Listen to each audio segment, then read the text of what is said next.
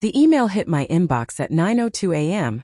Subject line: Urgent, discrepancies in financial report Q4. My throat went dry before I even opened it.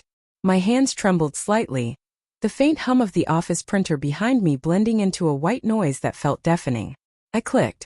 It was from Evelyn, my teammate, my friend, or at least I thought she was. Attached were screenshots of data errors in my latest project, the one I'd spent 6 months perfecting. And below her message, crisp, formal, venom-wrapped in professionalism, she'd CC'd Daniel, our department head. I believe these issues could affect the integrity of our reporting and may require immediate attention. My stomach twisted. They weren't mistakes. They were deliberate placeholders, temporary figures awaiting final approval. Evelyn knew that. She'd helped input them. The room suddenly felt smaller, the fluorescent lights sharper. Conversations hummed around me, oblivious, while I sat frozen, heart pounding in my ears. By lunchtime, everyone knew. Daniel called me into his glass office, the one that made every reprimand feel like a public execution. His face was unreadable, his words careful. "Nora, this isn't the first time Evelyn's raised concerns."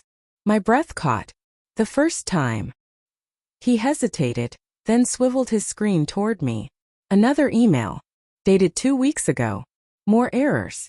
More evidence. Except, every one of those entries had been part of Evelyn's segment of the report. "I can explain this," I whispered. "She's twisting things." Daniel leaned back, sighing. "Look, you've been a valuable asset. But Evelyn's been stepping up lately. You might want to be more careful about, well, optics." Optics. The word tasted like ash. He dismissed me with a polite nod. My career, 6 years of overtime, missed birthdays, quiet loyalty, reduced to a conversation about optics. That night, I sat on my apartment floor with my laptop glowing like a confession booth. I scrolled through old messages with Evelyn. Coffee runs, inside jokes, that time she called me crying about her breakup. Somewhere between the emojis and late-night venting, she'd learned my routines, my weaknesses. And she'd used them. The betrayal didn't hit all at once. It crept in like cold water under the door, subtle, seeping, irreversible. The next morning, the announcement came. "Congratulations to Evelyn James, our new senior financial analyst." Applause erupted. Evelyn smiled modestly, brushing a strand of hair from her face. Our eyes met. For a split second, I thought I saw guilt, or maybe that was just my desperate hope that she felt something. She walked over after the meeting, her perfume sweet and sharp, like lilacs hiding poison. "Nora," she said softly, "I'm really sorry how this turned out. I never meant for you to get in trouble." I stared at her, forcing a smile. "You're just doing what's best for the team, right?" Her eyes flickered. "Exactly." And that was the moment I decided I wasn't going to let her rewrite my story. For the next 2 weeks, I played my part. Polite, professional, distant. I pretended not to notice when she borrowed my reports again. I let her feel safe, confident. Meanwhile, I dug. Late nights. Password-protected archives. I traced every modification, every spreadsheet she'd corrected. And there it was, buried in a shared drive. Unauthorized fund reallocations. Tiny amounts, easy to miss. But deliberate. Repeated. She'd built her promotion-winning project on fabricated data. I cross-checked timestamps, screenshots, metadata. Every file pointed to her login. But I didn't send it to Daniel. Not yet. I wanted her to feel what I had, the slow, tightening noose of exposure. Friday came with tension in the air. The quarterly board presentation. Evelyn's first big showcase as senior analyst. She strutted into the conference room with confidence dripping from her smile. I sat quietly in the corner, laptop open. As she began her presentation, I clicked share screen from my device. The projector flickered. Her polished slides replaced by a series of financial logs. Her logs.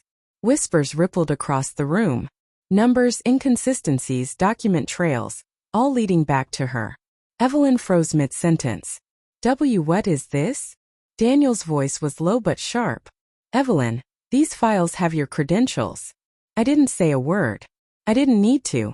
The truth was playing itself out. The aftermath unfolded in slow motion. HR investigations. Board audits. Evelyn's polished smile cracking into panic. She tried to confront me once, cornering me in the break room. Her eyes were red, frantic. You set me up. I met her gaze calm. No, Evelyn. I just showed them what was already there. Her mouth opened then closed. For once she had no script. A month later, I was called into Daniel's office again. This time the air felt different. We owe you an apology, Nora. Turns out you were right. He offered me the promotion Evelyn had stolen, the one she'd thought was her ticket to the top. I smiled faintly. Thank you. But I'm turning it down. He blinked. You're sure? Yes. I think I've had enough of this place. Because somewhere between betrayal and revenge, I'd realized something. Evelyn wasn't the only one playing dirty. The system rewarded it. And I didn't want to become her. As I walked out of the office for the last time, the city air hit my face like freedom. My pulse steadied. Maybe I'd lost a friend, a job, a sense of naive trust, but I'd found something far more dangerous. Clarity. Moral. Sometimes betrayal doesn't destroy you. It defines the moment you finally stop apologizing for seeing the truth.